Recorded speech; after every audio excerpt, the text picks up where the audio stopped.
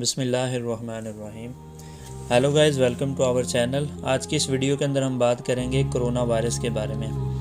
Being a مسلم، ان حالات کے اندر ہمیں کیا کرنا چاہیے اور کون سی اعمال اختیار کرنے چاہیے۔ گائز، اللہ تعالیٰ نے کسی بھی قوم کو اس وقت تک ہلاک نہیں کیا جب تک ان میں استغفار کرنے والے اور اللہ سے ڈرنے والے موجود ہوں۔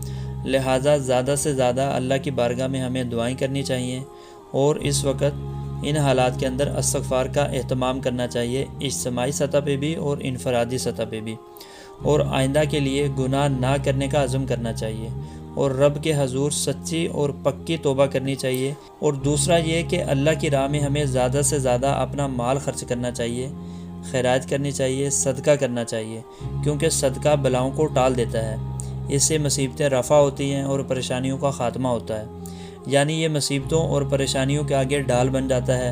اس کے علاوہ ہر قسم کی بیماریوں کا شافی علاج ہے، بری موت سے حفاظت کرتا ہے، اور سب سے بڑی بات کہ اللہ رب العزت کے غصے کو ختم کرنے کا سبب بنتا ہے۔ اس وقت اللہ تعالی ہم سب سے ناراض ہیں اور سخت ناراض ہیں، اور کہتے ہیں کہ جب اللہ ناراض ہوتا ہے تو وہ رزق بند نہیں کرتا بلکہ سجدے کی توفیق چھین لیتا ہے۔ آج کئی مساجد بند کر دی گئی ہیں، حرمین شرافین اور روضہ رسول ویران ہو گئے ہیں۔ اللہ ہم سے شدید خفا ہیں، لہٰذا اللہ تعالیٰ کی رضا کے حصول کے لیے زیادہ سے زیادہ صدقہ کرنا چاہیے، لیکن صدقہ کا مقصد دکھاوا اور ریاکاری نہ ہو بلکہ خالص اللہ تعالیٰ کی رضا کے لیے ہو، اور دیں بھی تو ایسے کہ دائیں ہاتھ سے دیں تو بائیں ہاتھ کو پتہ نہ چلے۔ اور اب جب کہ بازار بند ہیں اور کاروبار زندگی مفلوج ہو کر رہ چکا ہے، پتہ نہیں زندگی دوبارہ معمول کے مطابق کب لوٹے گی۔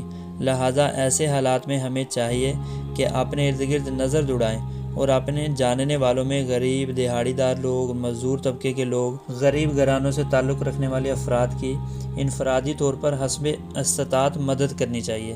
مالداروں کو چاہیے کہ وہ اپنی دولت کے خزانے ایسے لوگوں کے لیے کھول دیں اور اس مشکل کی گھڑی میں ایسے غریب اور مفلوق الحال لوگوں کا خیال رکھیں، کیونکہ یہی انسانیت اور وقت کا تقاضا ہے۔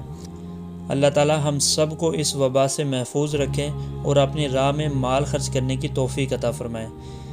کسی شاعر نے کیا خوب کہا ہے، درد دل کے واسطے پیدا کیا انسان کو، ورنہ اطاعت کے لیے کچھ کم نہ تھے فرشتے۔ اللہ تعالیٰ ہم سب کو عمل کرنے کی توفیق عطا فرمائیں۔ And guys, thank you for watching the video. اللہ حافظ۔